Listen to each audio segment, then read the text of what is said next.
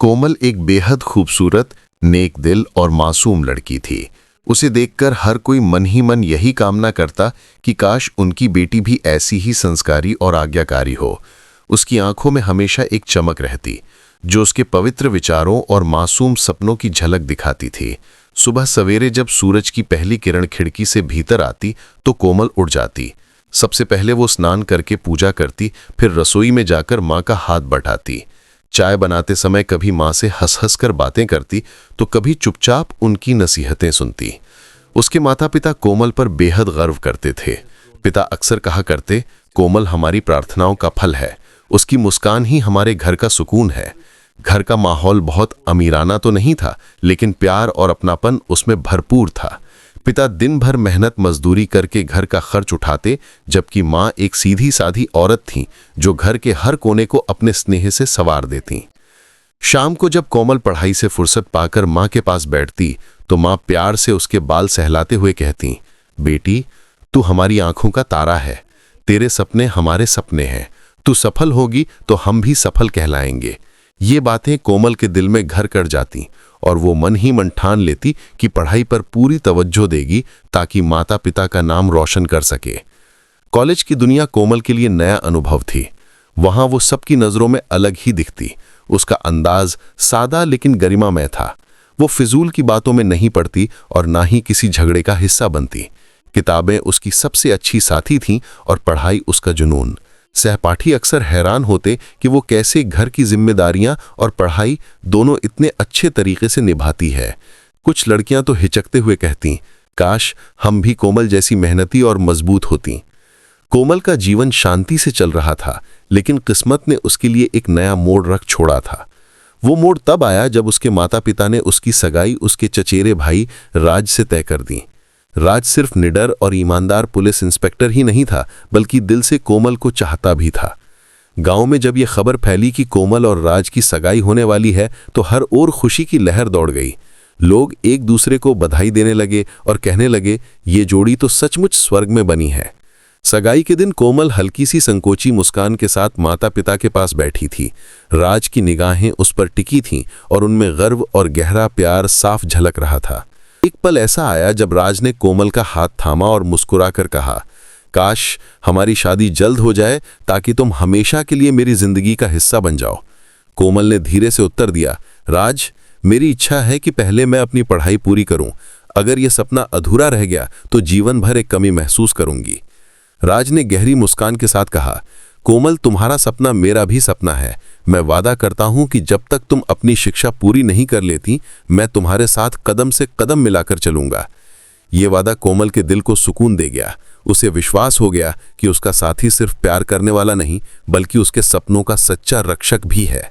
दोनों का प्यार और गहरा हो गया। लेकिन जीवन हमेशा आसान राहों पर नहीं चलता।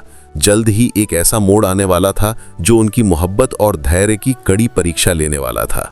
कॉलेज में एक नया छात्र यादव कोमल की जिंदगी में आया।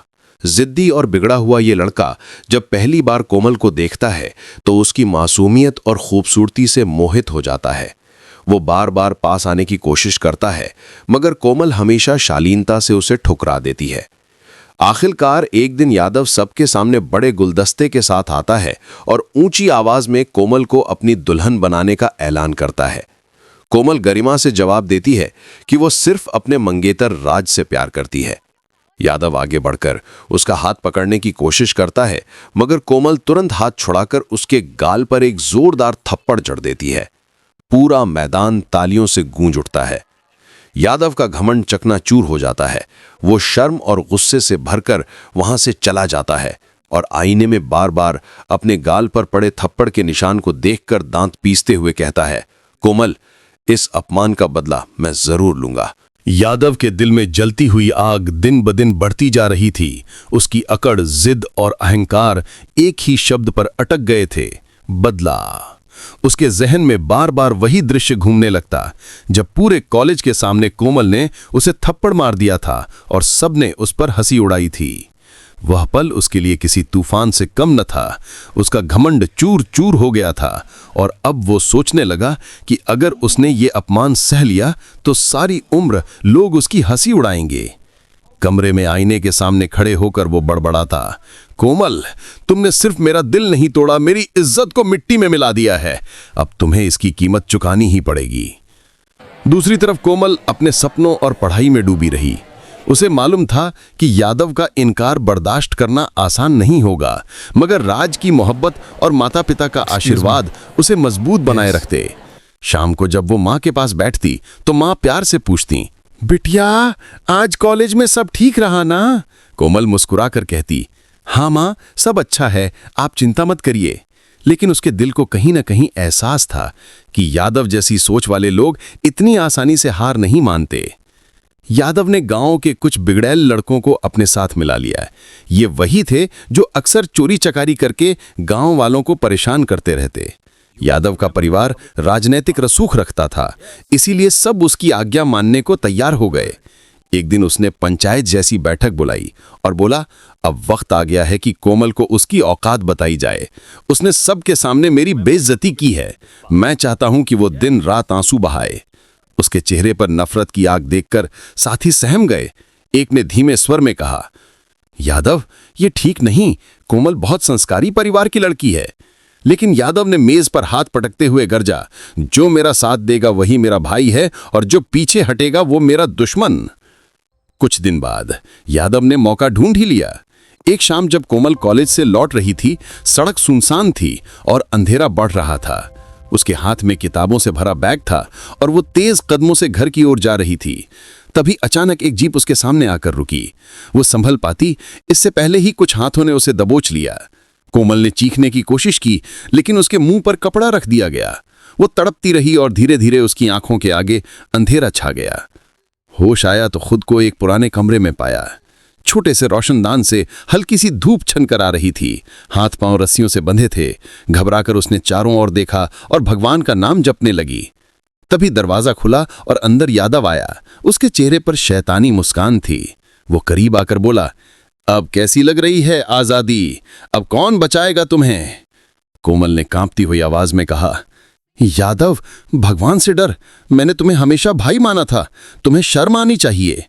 यादव ठहाका लगाते हुए बोला, भाई, तुमने मेरे घमंड को सबके सामने चकनाचूर किया और अब मुझे भाई कहती हो? अब समझो यादव को ठुकराने की सजा क्या होती है। कोमल ने हिम्मत दिखाते हुए जवाब दिया, चाहे तुम कितना भी दबाव डालो, मेरा दिल कभी तुम्हारा नहीं हो सकता। मेरा दिल और मेरी आत्मा सिर्फ राज के साथ हैं। तुम्हारे पास मेरा शरीर हो सकता है, मगर मेरी रूह नहीं। ये सुनते ही यादव की आंखों में खून उतर आया। वो चीखा, राज, हर वक्त उसका नाम लेती हो। मैं तुम्हें दिखाऊंगा कि राज तुम्हें कभी याद न रहे। इधर राज दिन रात कोमल को ढूंढ रहा था। जब वो घर नहीं पहुंची तो माता पिता व्याकुल हो उठे।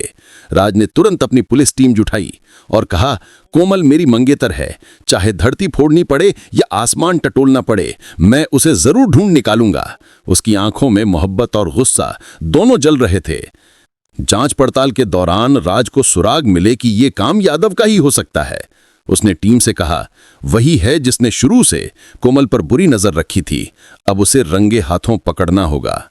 आखिर एक रात खुफिया खबर मिली कि कोमल को गांव के पास एक पुरानी हवेली में कैद रखा गया है।